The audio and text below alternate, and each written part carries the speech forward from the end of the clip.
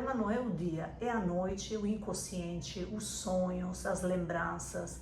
E você revive todos os traumas de que você passou. Então, vou te explicar por que acontece isso. Porque à noite, quando a gente dorme e a gente fecha os nossos olhos, a gente está desligando a nossa atenção do nosso mundo exterior, concorda? Sim. Então, quem é o nosso mundo exterior? É o nosso próprio corpo, é o nosso ambiente, que o ambiente está formado de pessoas, né? Lugares, são as coisas também, né? O ambiente tem as coisas que fazem parte desse ambiente. Tem o corpo, que eu já falei que está fora, e o tempo. O tempo, quando eu falo aqui do tempo, é o passado, certo? Então, quando você fecha os olhos à noite, você está desligando os 5% da mente consciente. A mente consciente é a mente racional. Quando você deseja fazer uma coisa, eu vou ali, eu vou estudar isso, eu vou ser isso, eu vou viajar, eu quero fazer aquilo, é a mente consciente. Só que 95% que faz parte da mente subconsciente não dorme. Quando você dorme, ela está acordada. A mente subconsciente é o útero criativo. Entendeu? Então você fechou os olhos, quem está funcionando? Mais ainda é o subconsciente ou o inconsciente. Então, por isso que antes de dormir, nós temos que encharcar essa mente subconsciente de pensamentos e sentimentos elevados. Por isso que oração importante, mas a oração com coração mesmo, não é aquela coisa de você recitar, olhando para um lado para o outro. Não. É você sentir as palavras. Vai depender da oração. A oração que sai dentro do seu coração. Por isso que a prática da meditação é importante antes de você dormir. A meditação com visualizações, a meditação com visualizações do seu eu do futuro, de como você quer estar, porque a meditação nada mais é do que você estar presente. Quando você está presente no momento do agora, você não está no passado. Você não pode estar em dois lugares ao mesmo tempo. Então você está presente com a meditação, com a sua respiração profunda que está estimulando o seu nervo vago. Então ali, e você vai encharcando seu pensamento, seu subconsciente de emoções de elevação, gratidão, alegria. Então, cada dia que você vai fazendo isso, você vai quebrando as ligações neuronais, os neurônios, que são as células, né, que carregam as informações. Eles fazem ligações fortes, de tanta gente pensar naquela mesma coisa.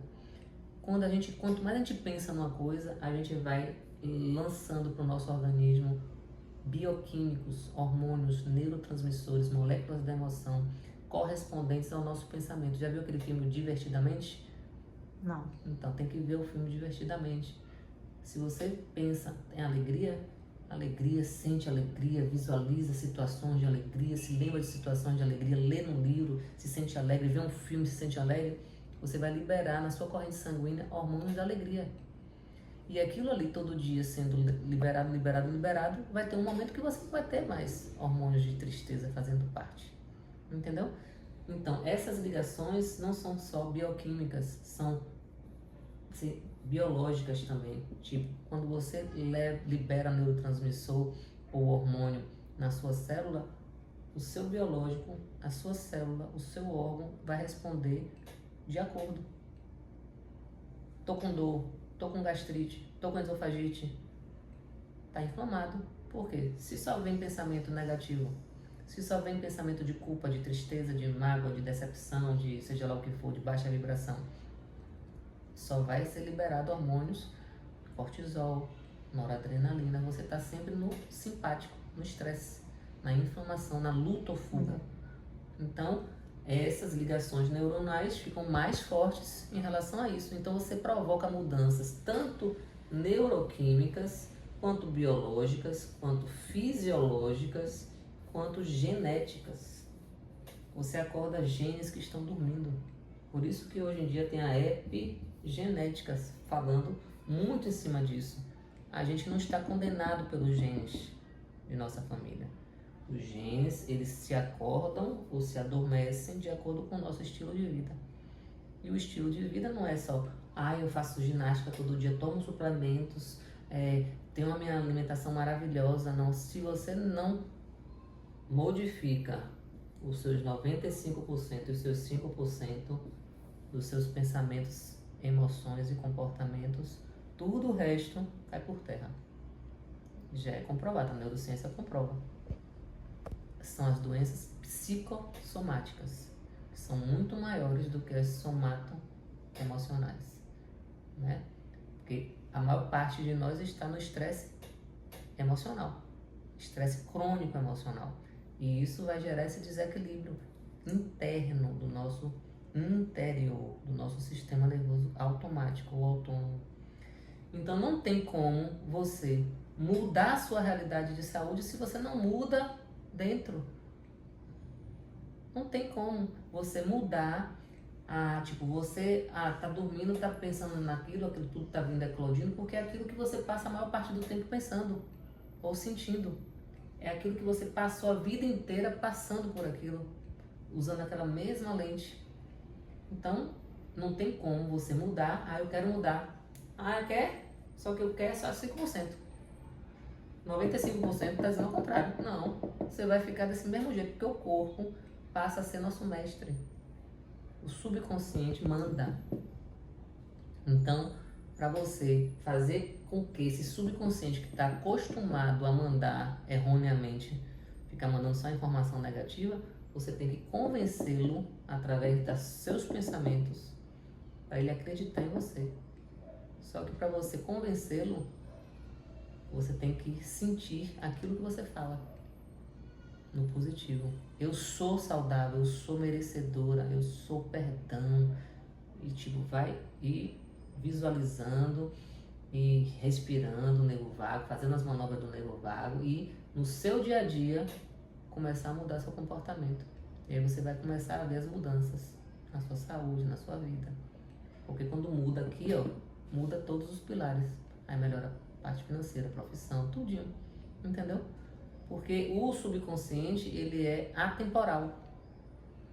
Aconteceu lá na barriga de sua mãe, mas você está sentindo o reflexo hoje, ainda. Ele também, o subconsciente, ele quer, te proteger. Você, quando começa a mudar a sua atitude, ele pega, não, volte. A vida inteira você foi assim, você sobreviveu, por que você está querendo mudar?